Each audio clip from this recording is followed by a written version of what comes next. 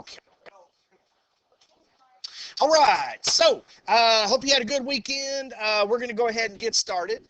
What we got going on today, I want to talk about any questions you might have over 1.9 and 1.10. That would be vertical asymptotes and holes. We have a quiz over that material on Wednesday, so you want to be looking ahead to that. As soon as we finish up with that, we'll move on. We will finish up 1.11 today. We're going to talk about Pascal's triangle and the binomial theorem. I'm going to introduce that to you if you haven't seen that before. So let me pull this out here. Okay. That is... Did I forget to erase some of that? I sure did. Actually, hang on. There we go. Okay. So there is the assignment for 1.9 and 1.10. Did anybody need a copy of it? Okay. All right. Got another copy right here. Pass that back. Here we go. Would you pass that back, please? There we go. Anybody else? Assignment 1.9, 1.10.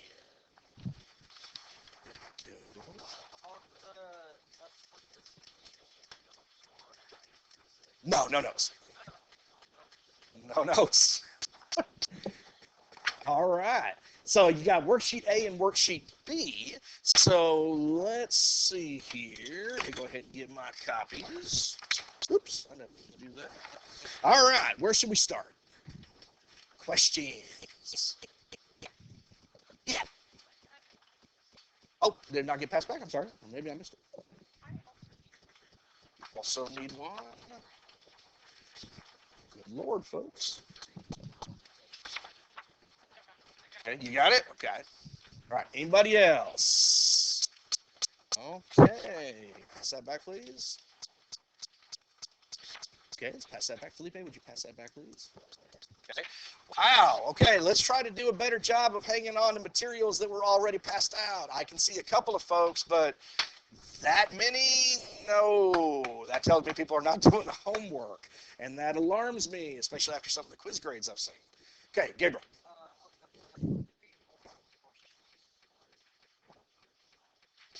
Most of them are open response. I think there's one multiple choice on there. Okay. All right, so where are we starting?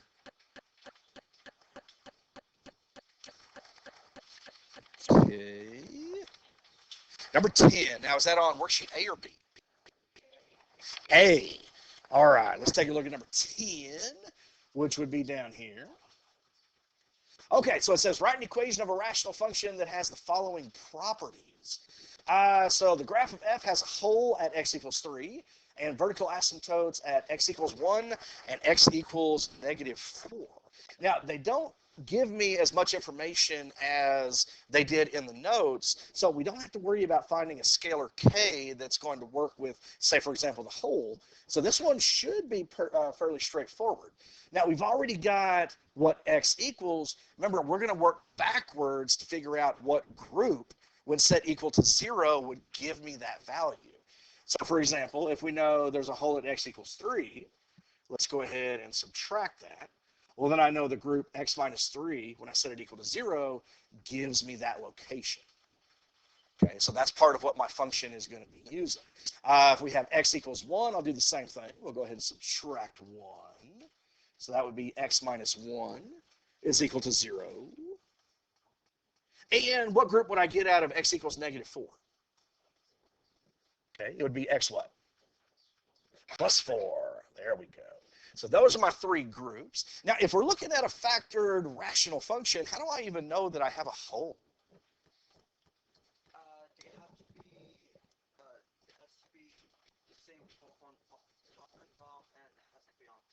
There you go. We have to be able to simplify or cancel out something.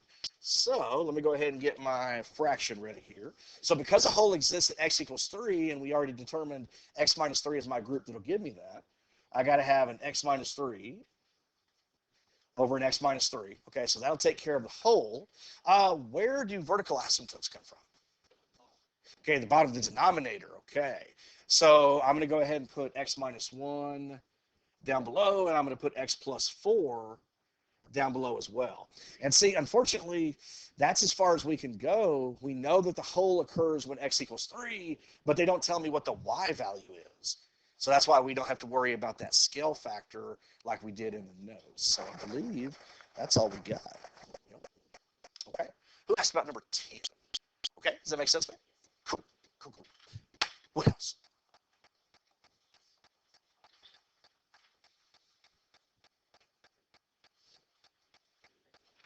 Number what? 3? 3 on A or B? B. 3 on B. Let's take a look. Okay, let me go ahead and erase this. Okay. So we got this graph here. It says the rational function f is shown above and has a vertical asymptote at x equals 4. We have a hole at 6, and from the graph, I can tell that the location is going to be 6, 4. Okay, so at least we have that. And a horizontal asymptote at y equals 5. Okay, use this to answer the following questions. So number 3, it says, which of the following limit statements about f is correct? Okay, so the limit as x approaches 5 of f of x equals negative infinity. Okay, well, let's come on back up here.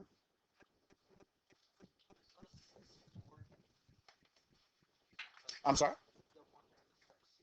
Yes, that's the coordinates of the hole. Unless I made a mistake. That's right, right? 6, 4. Yeah, we're good. Okay. So the limit as we approach 5 is going to go to infinity. Well, the thing here is that this 5, it doesn't represent anything special about the function. Okay, it's actually just going to correspond to some y value on that particular branch. So in this case here, that's definitely not approaching infinity. The closer we get to 5, we should be getting close to 3, according to this. So A is out, okay, and B for the same reason. We're not approaching either a positive or a negative infinity. Now, what about the limit as we approach negative infinity, getting 5? Okay, now if you approach positive or negative infinity, remember we're talking about the ends. Okay, the far left and the far right. So specifically because this is approaching negative infinity, this is going to be the left side. So if we come on up here, so I can see this, as we approach negative infinity, will we approach 5? Absolutely, yeah, because that's the horizontal asymptote. Okay, so C is looking pretty good. But let's go ahead and just finish out with D. It says the limit as x approaches infinity is equal to 4. Well, this is just the right-hand statement. Okay, because this is the right side of it. So if this one were correct, it would have to equal 5 as well. So the right one has to be C. Okay. Dominic, is that good? Okay. All right. What else? Number 1, on A or B? B, okay. Okay, so let's see here. So at least now I'll be able to see most of that graph. Okay, which of the following limit statements about f is correct? All right, so we'll just go ahead and run through those answers again. So it says the limit as x approaches negative infinity equals 4. Okay, well, as we go to negative infinity, we actually just answered that question. We don't approach 4, we approach what? 5.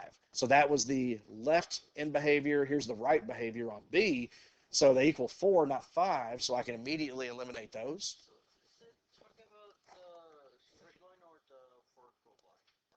It's talking about the horizontal. Because, see, the vertical line, x equals 4, you're only going to approach it from the left and the right. But as we're going out to negative and positive infinity, that's when you look at either your horizontal or your slant. Those are the ends. Okay. So now for this one here, let's see. What does it mean the limit as x approaches 4? And it looks like I got a negative there. What does that mean? We're approaching it from what direction? We're approaching it from the left. Okay. So as I approach 4 from the left, now 4 does represent something here. That's your vertical asymptote. It says we should go to positive infinity. Well, as I'm going to 4 from the left, yeah, it's curving up towards positive infinity. So that one's looking good. Let's take a look at the other one. This one says the limit as x approaches 4. That plus says from the right. So on the right side, this one says it's approaching infinity, but you'll notice on the right side, it's actually approaching negative infinity. So not for a sign error, D would have been correct as well, but C is our answer.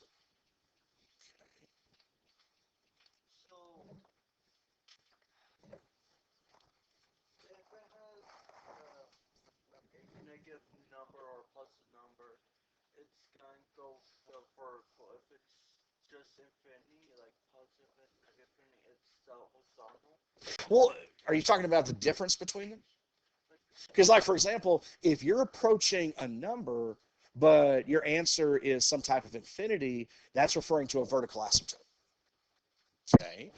If your x is approaching positive or negative infinity, but it approaches a number, that your answer is a number, then you're talking about the horizontal asymptote. Now, if you have something like the limit as x approaches, let's say 6 from the left of f of x, in this case, that answer would be 4. Okay. If you're approaching a specific value, but your answer is a specific value, odds are they're wanting you to know something about that location. So I would say that's a whole. Okay. So it depends on what exactly you're given. Okay. 4 on B. Okay. So let's see here. 4 on B. Okay. So which of the following could be the equation for f of x? Okay, so we're still losing that one up at the top. Well, we knew that there's a whole at 6, right?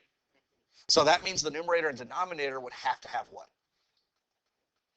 Would have to have x minus 6. Well, let's see. A is a possibility. B is a possibility. Let's see. Actually, C is not. It says the whole is at 4. Okay, so we're going with that one. And D is a possibility. Okay. Is everybody okay so far? So we narrowed it down to 3 instead of 4. Okay, that's a really good way to approach multiple choice exams. You know, process of elimination is a really good strategy. So let's come back up here. Where is the vertical asymptote? It was at 4. So that group would be x minus 4. Where would the x minus 4 have to go? It would have to go below. Does that help me to eliminate another one? Which one? D is gone. In fact, right here, it says that 4, remember, any value of x that makes the numerator 0, that's an x-intercept. So it can't be D, so it has to be either A or B. Which one are we thinking?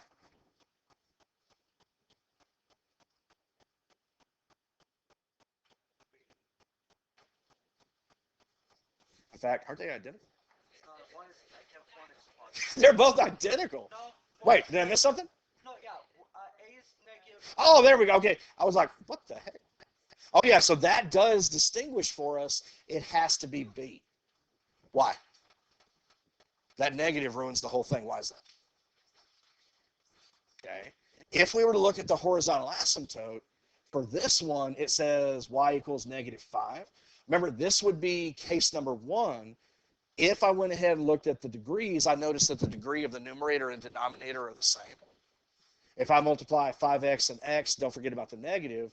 That's a negative 5x squared. X times x is x squared. Remember, when you have the same degree, you divide those leading coefficients. Okay. So this one is the only one where the horizontal asymptote would be the positive because there's no negative, so it would have to be that. Okay. Tatum, is that good?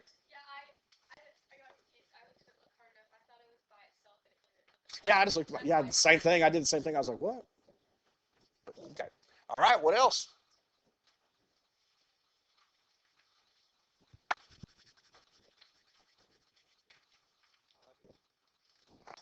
On A or B? B. Okay. Let's see here. Okay, we got a graph.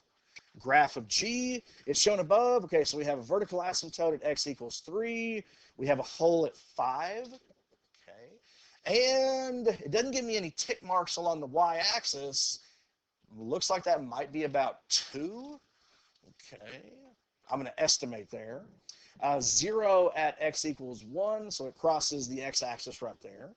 and has a horizontal asymptote of y equals 1. Which of the following could be an expression for g? Okay, well, we run through the same process that we did just a moment ago. If the whole occurs when x equals 5, then what has to be in both the numerator and the denominator? Okay, so let's see. A is a possibility, B is a possibility, C is not. That says that the whole occurs at 3. And over here, same thing for D, x minus 3 over x minus 3. So there we were able to eliminate 2 out of the 4. Okay. Well, we have a vertical asymptote at 3. So we have to have a denominator, x minus 3. And right there, I think we have enough to go ahead and say which one it is. It'd be what? Has to be B. Because once we cancel out those to get the whole, x minus 3 gives me the vertical asymptote. And remember, we just said it, anything making the numerator 0 becomes a x-intercept. So 1 minus 1, it would have to be B. Okay. All right, good. All right, so, well, we're going to go ahead and stop there. If you do want some more questions, come on in. I have tutoring in the morning and after school tomorrow, so please come on in if you need some more. Was anybody ready to turn in the assignment? Okay.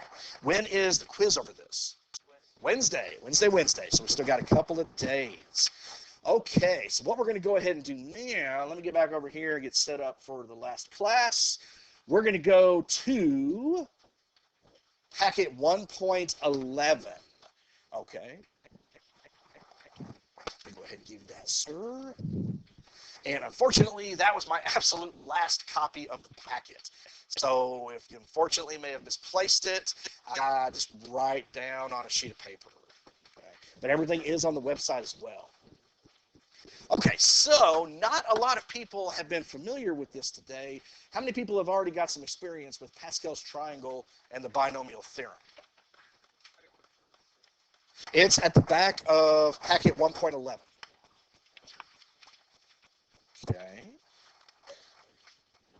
I believe the second to last page, in fact. Okay, so let's say we want to expand a binomial.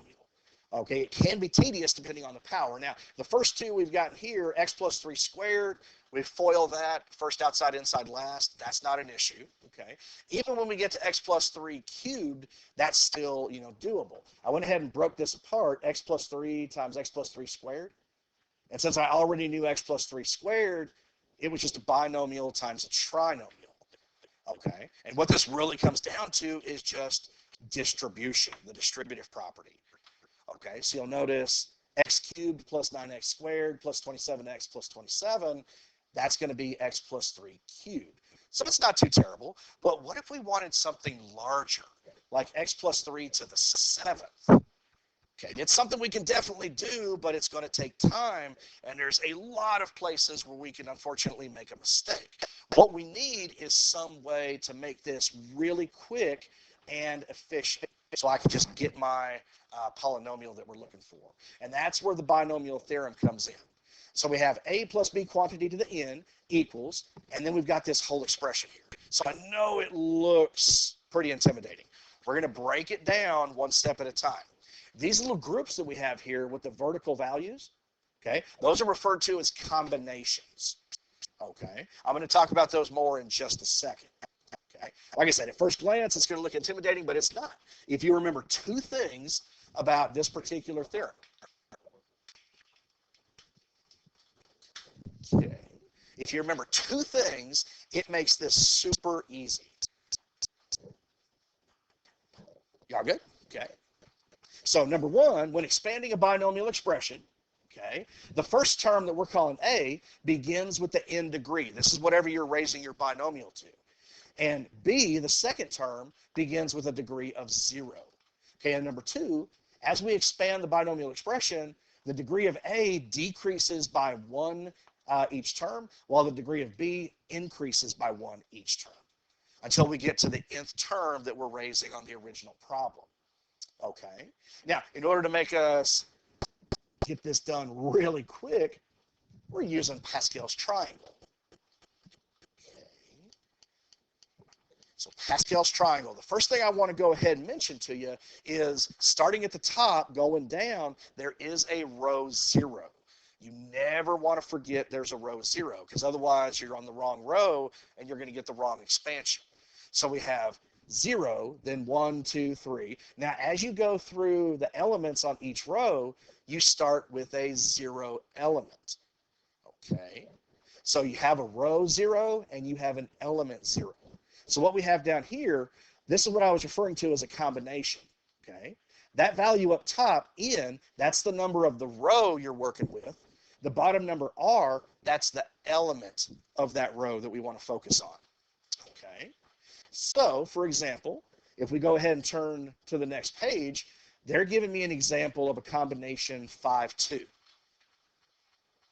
Okay, so what they're really telling me is we're in row 5, but what element? Element 2. Okay, so you'll notice we have 0, 1, 2, 3. So this is row 4. This is row 5 that's already been circled for you. Now remember, it goes 0, 1, 2. That's why they have a 10 circled there. So the value of this combination is 10. Okay, let me go ahead and give you another one. What if I gave you a combination of, let's say, 7, 4? Okay, what element am I referring to? It is 35. There we go. So this would equal 35. So this is the 7th row right here. Okay, so we have 0, 1, 2, 3, 4. There we go. Now, if you have the triangle in front of you, it is super simple to figure out the value of that combination.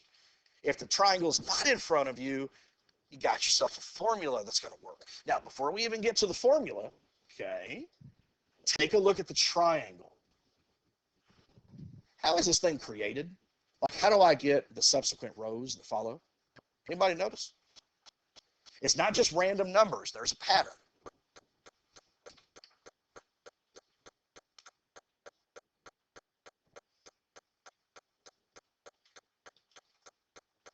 Okay.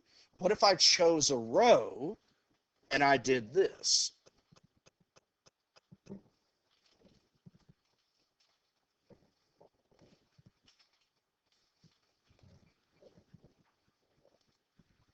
Does that kind of help you notice anything? That's exactly right. The next row is the sum of the numbers above it. Your row will always begin and end with a 1. Okay? Isn't that wild? That is, right? Okay. All right. Now you'll notice you start with the 1. 1 plus 3 is 4. 3 plus 3 is 6. 3 plus 1 is 4. And then you finish with 1. Okay. You could do that to any row. In fact, let's go ahead and figure out what the 8th row is going to look like. All right. So let's see here. I'm going to start with my 1. What do you think the first term is? Okay. 8. 1 plus 7 will give me 8. Okay. And then you just continue that pattern. Okay. 7 plus 21. 28. 21 plus 35. 56. 35 plus 35. 35. And then see, it's symmetrical. So now we go back. There's 56. There's your 28. There's your 8. And then there's your last 1. Okay. That's how we create Pascal's triangle. But what is so useful about it, it gives me the coefficients for any expansion that I'm looking for. Okay. Now, let's say you don't have the triangle in front of you, but you need to know what the value of this combination is. And I'll just go ahead and mention this. Is anybody planning on or taking statistics, for example? If you are, you're going to be seeing this. What we call combinations and permutations are really, really useful for us when we're trying to develop probability. Okay, so if you're going into stats, you'll see this at some point. So here's the formula right here. But does anybody know mathematically what's that exclamation point mean? That's a factorial, yes. Okay, so just in case you're not familiar with a factorial, the factorial of a non-negative integer n, denoted by n exclamation point, is the product of all positive integers less than or equal to n. Okay, and then you got a little, math formula right there to help you out. So let's see how 5 over 2 would actually come out to be 10. All right, here's my formula. So the top number n, okay, we're going to go ahead and take the factorial. So this would be 5 factorial, because remember, this is n, this is r. Then down below, I would have 2 factorial. And then I'm going to multiply that by the difference of their factorial. So 5 minus 2 is 3. So I'm going to multiply that by 3 factorial. Okay.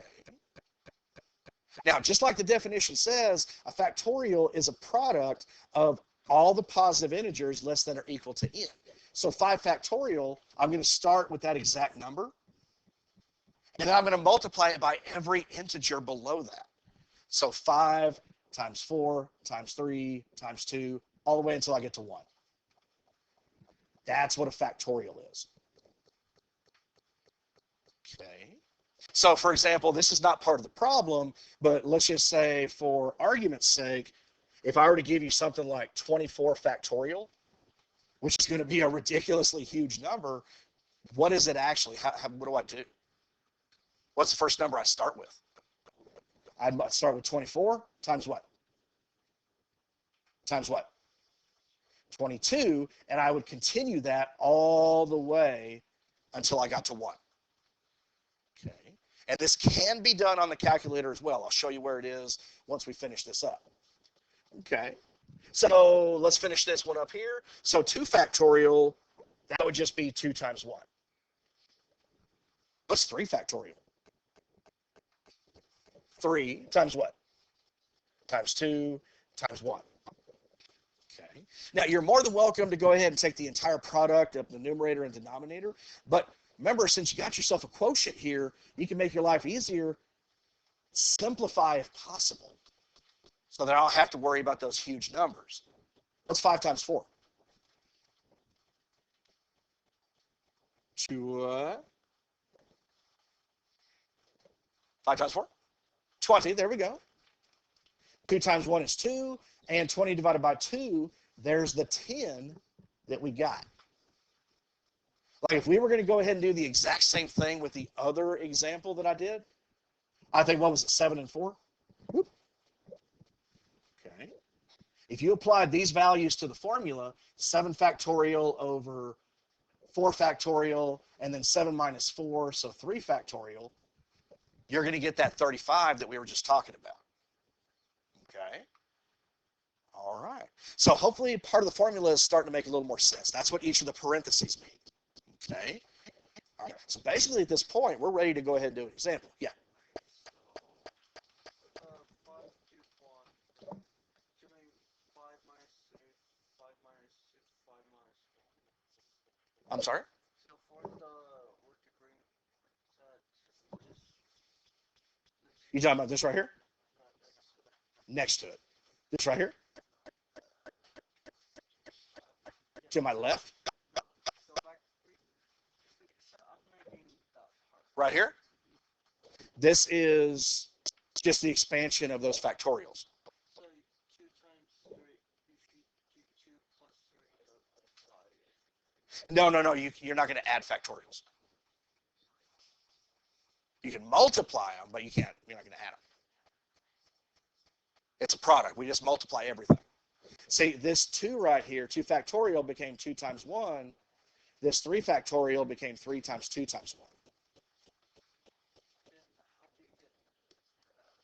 How'd I get what? Oh, because remember, the formula is right here. See, the top number is n, the bottom number is r. All I did was substitute in. So down here, when it said n minus r factorial, 5 minus 2 factorial, that's where I got the 3 factorial. I just plugged right into that formula.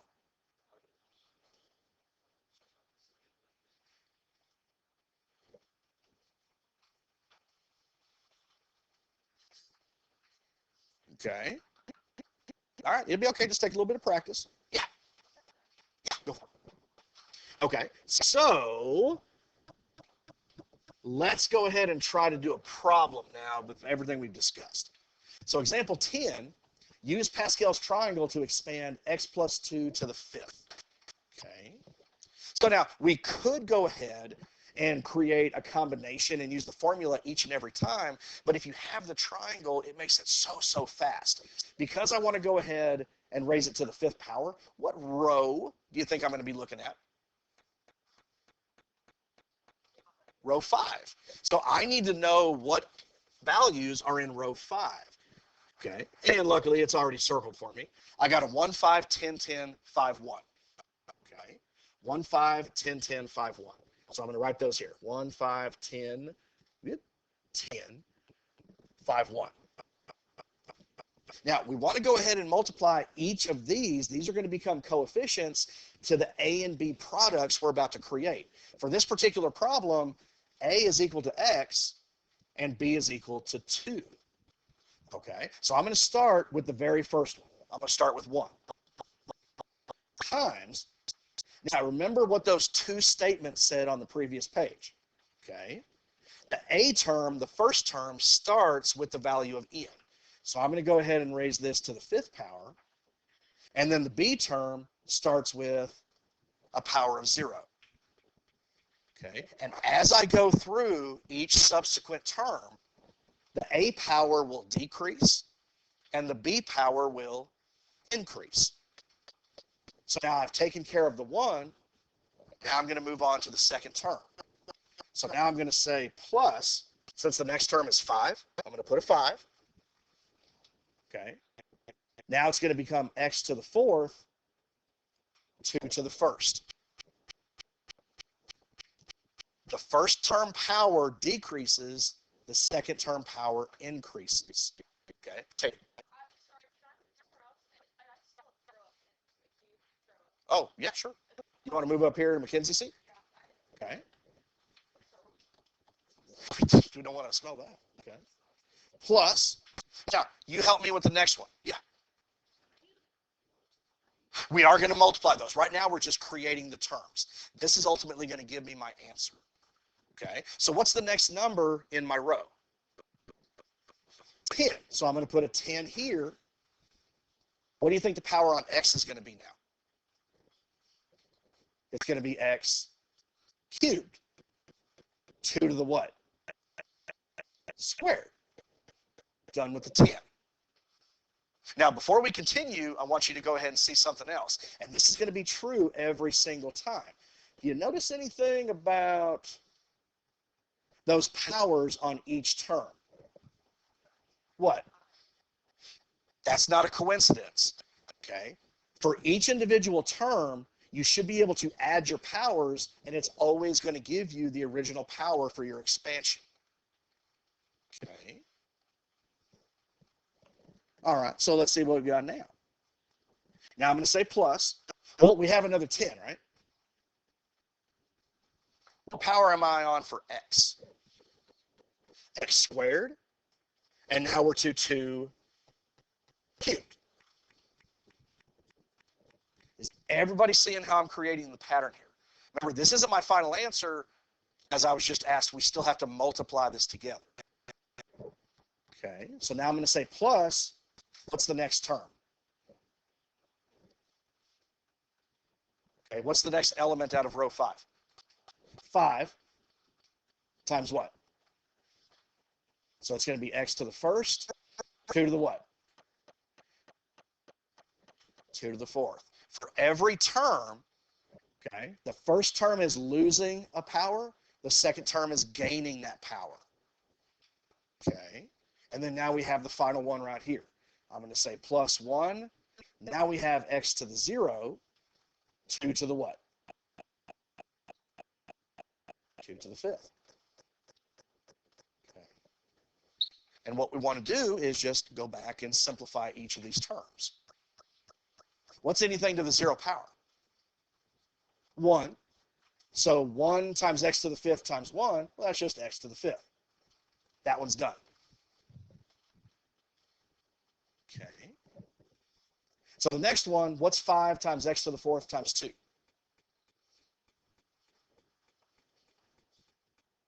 So that would be 10 x to the fourth. That one's done. Okay. Now here's where you got to be careful. This is 2 squared, so that's actually 4. So 10 times x cubed times 4. 40x cubed. Okay, that one's done. Plus 2 cubed is 8, so that would be 80x squared.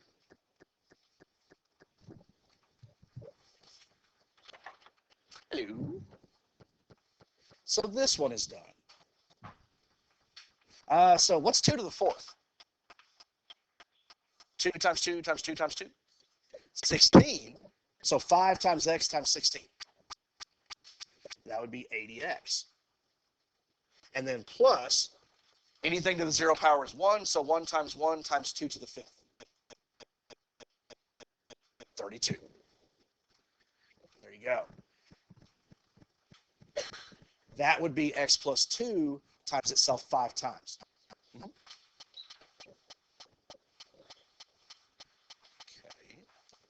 It's all about the patterns. Okay. Trust me, that was way faster than trying to do it all by hand. Okay. All right, so we may be a little shaky on that. That's okay. Let's try another one. Let's try the next one. Okay. So I want to go ahead, if I can erase this. There we go. I want to expand 2x minus 1 to the fourth. Okay. So in this case here, a is 2x. So the first term is a product, and that's okay. There's nothing wrong with that. What do you think the second term is? What's b? Negative 1. If it's being subtracted, you want to keep the negative on that power, or excuse me, on that term. Okay. All right. What row do you think I need to focus on? The fourth row, because that's the power I'm wanting to raise this to. So I'm going to come on back up here.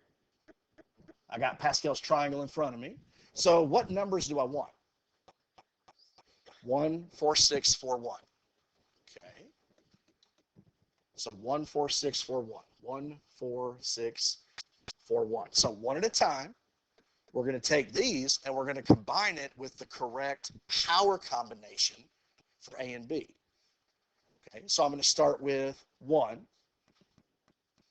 So I'm going to multiply this times 2x to the fourth, but negative 1 to the what? 0. For the very first term, okay, A will always take the entire power, B will always have 0.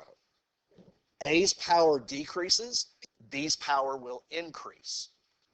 Okay, so that takes care of that one. So now I'm going to say plus. What's the next number? 4. But now I should have 2x cubed, negative 1 to the first. A's power will decrease, B's power will increase. Okay, so now we're done with 4. Plus, the next number in the row we need is 6. Okay, Liam, tell me what combination of 2x and negative 1 I need right after that. 2x squared, negative 1 squared. Perfect. We're done with that one. Plus, now I got a 4 again. Max, what combination do I have now?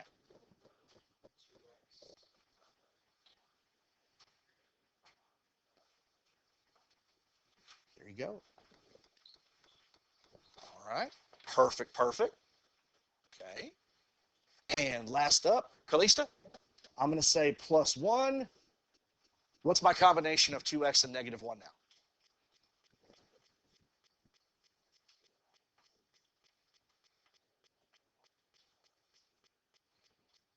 Okay.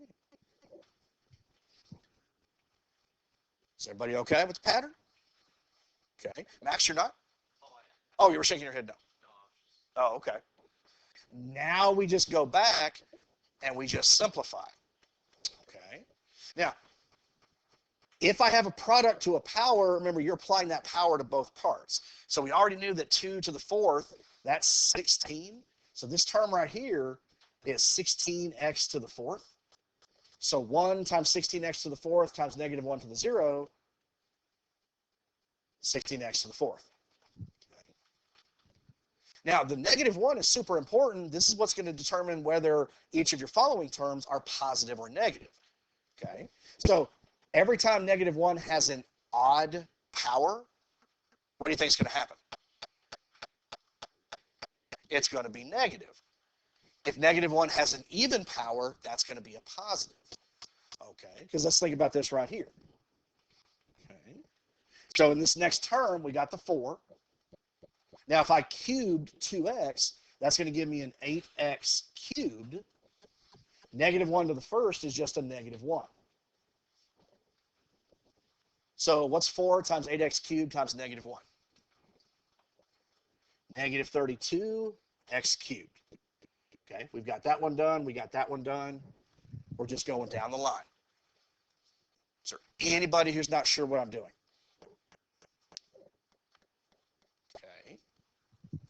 Well, let's see. This one right here in the middle.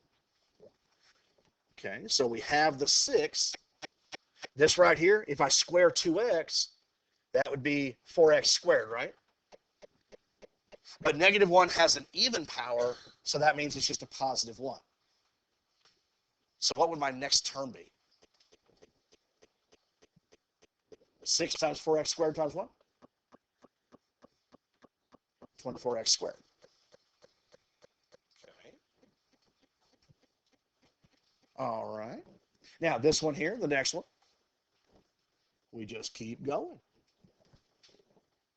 So let's see. We have the 4. 2x to the first is just 2x. Negative 1 cubed. Well, it's odd, so it'd be negative. So it looks to me like we have a minus 8x. Okay. And what is our final term? Okay, it should be plus what? Plus 1. Because we have 1 times 1 times 1. Anything to the 0 power is 1. Negative 1 with an even power, that's 1 as well. There you go. That's 2x minus 1 times itself 4 times. Okay. It's like everything else, it just takes a little bit of practice. It's not bad. It's all about the patterns. Now, before you take off, I want to show you one more problem. They may not ask you to go ahead and expand the entire thing. They may just say to go ahead and find a specific term. Okay, so number 12 says, what's the coefficient of the term containing x to the fourth when the expression x plus 5 to the sixth is expanded? Okay, well, first we need to know what combination we're working with here. So I'm going to get my parentheses. Remember, whatever power you're dealing with, that's your value of n. So I know that the top number is going to have to be 6. Okay, any ideas? What do you think that bottom number is? What term am I trying to find? X to the what? X to the fourth. So I'm going to put a 4 right there. Okay. Now again, you have a formula which will give you that number, but we can just come up here and look. So I'm going to be in row 6, but the 4th term. Now remember, it starts off with what? 0, so be careful. So it's 0, 1, 2, 3, 4. So that combination, we should be starting it with a 15. Okay, so I'm going to come down here. This is going to be 15. That equals 15. Now, if we want it to be x to the fourth, then it has to be 5 to the what? Remember, what was the pattern I told you about these powers? They have to add to your original n. So if this is 4, plus 2 would give me 6. So is everybody okay why I specifically wrote that? Okay. Now, help me out. We know 5 squared is 25, but what's 25 times 15?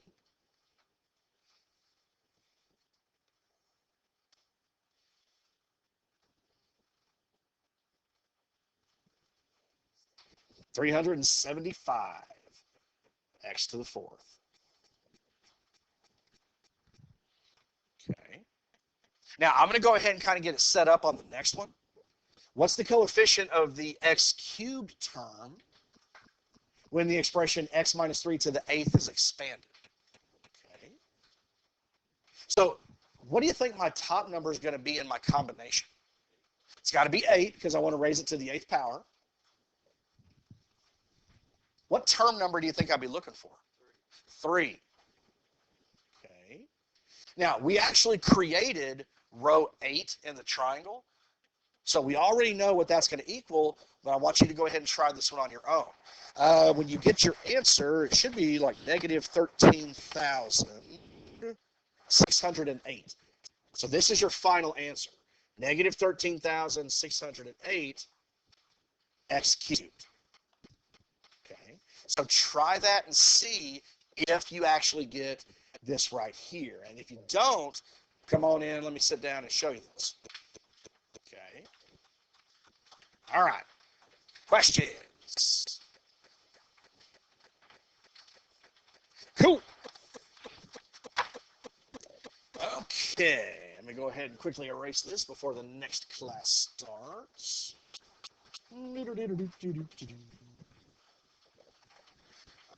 Okay. And I didn't have anything there. Perfect. Okay, let me go ahead and stop this.